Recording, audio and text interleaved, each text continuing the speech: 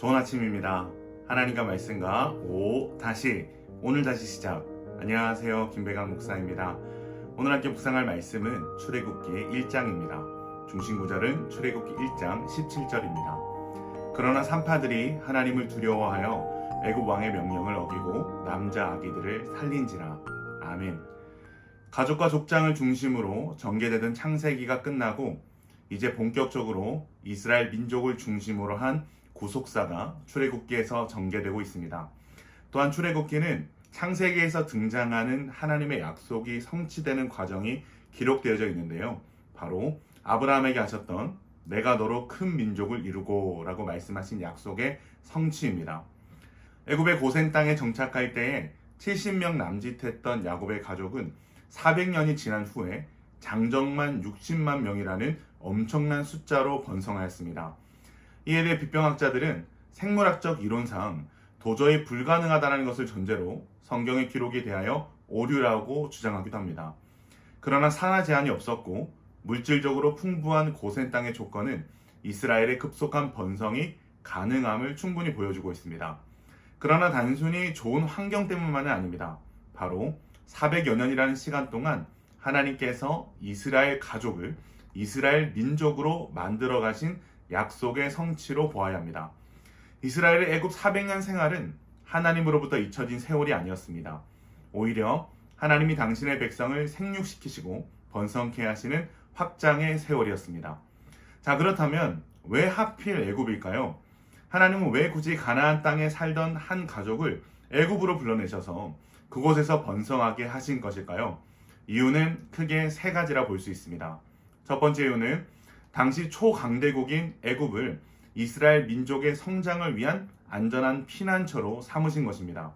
마치 어머니의 모태에서 태아가 자라듯 안전한 보호막이 되어주는 초강대국 애굽의 품속에서 이스라엘 가족은 외적들의 침략을 받지 않고 단기간에 번성할 수 있었습니다. 두 번째 이유는 하나님의 구원이 어떠한 모습인지를 보여주기 위함입니다. 하나님의 백성을 종으로 삼고 압제하는 애굽으로부터 이스라엘이 탈출하는 과정은 죄의 압제에서 우리를 구원하신 하나님의 역사를 생각하게 합니다. 세 번째 이유는 출애굽기에 등장하는 유월절 사건인데요. 출애굽기를 읽으며 우리는 우리의 유월절 양 대신 예수님이 십자가에 죽으심으로 죄의 심판에서 구원을 얻게 되었다는 것을 보게 되는 것입니다. 이렇듯 400년 동안 하나님의 보살핌 가운데서 애굽에서 살아온 이스라엘 백성들에게 새로운 시련이 닥쳤습니다. 요셉이 죽고 시간이 오래 흘러 요셉을 알지 못하는 왕이 일어나서 이스라엘의 번성을 보고 두려워하기 시작한 것입니다. 그리고 그 두려움은 이스라엘 백성을 향한 심한 핍박과 노역으로 이어졌습니다. 그런데 아무리 노된 고역으로 핍박을 해도 이들의 번성을 막을 수 없었습니다. 그러자 바로는 끔찍한 명령을 내리는데요. 바로 십부아와 부아라는 산파들을 시켜 이스라엘에 태어나는 남자아이를 다 죽이도록 하는 것이었습니다. 이스라엘의 인구를 생각해 볼 때 당시 산파가 2명밖에 없지는 않았을 것입니다. 그래서 십부라와 부아, 이 두 히브리 여인은 산파들의 수장이었던 것으로 추정됩니다. 이 산파들은 바로의 명령을 받았지만 하나님을 두려워하여 왕의 명령을 따르지 않았습니다. 이로 인해 이 여인들은 바로왕 앞에 서게 되지만 성경에는 이 여인들이 바로를 두려워했다는 말은 없습니다. 놀랍게도 오직 하나님만을 두려워했던 이들은 바로왕을 두려워하지 않은 것입니다. 하나님께서는 이 산파들에게 은혜를 베푸셨습니다. 그리하여 이 산파들의 집을 흥왕하게 하시고 이스라엘 백성은 더욱 번성하고 강하게 하십니다. 사랑하는 기쁨 가족 여러분, 우리는 출애굽 기자가 이 두 여인의 이름을 밝히고 있다는 것에 주목해야 합니다. 바로왕조차도 이름을 밝히고 있지 않는 본장에서 히브리 산파에 불과한 두 여인의 이름을 밝히고 있는 이유는 무엇일까요? 바로 이 여인들의 믿음 때문입니다. 17절입니다. 그러나 산파들이 하나님을 두려워하여 애굽 왕의 명령을 어기고 남자아기들을 살린지라. 아멘.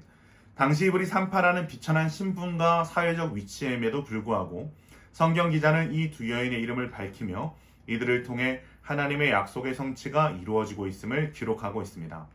사랑하는 기쁨 가족 여러분, 하나님 나라의 위대한 역사는 이렇게 자신의 삶의 자리에서 하나님을 두려워하는 사람들을 통하여 이루어집니다. 십부라와 부하는 자신에게 주어진 산파라는 작은 자리에서 하나님을 경외했을 뿐이지만 이들의 믿음과 순종은 이스라엘 전체를 향한 하나님의 놀라운 역사의 구심점에 있었다는 것을 우리는 기억해야 합니다. 그렇기에 오늘 우리 한 사람 한 사람의 믿음의 삶이 너무나도 중요합니다.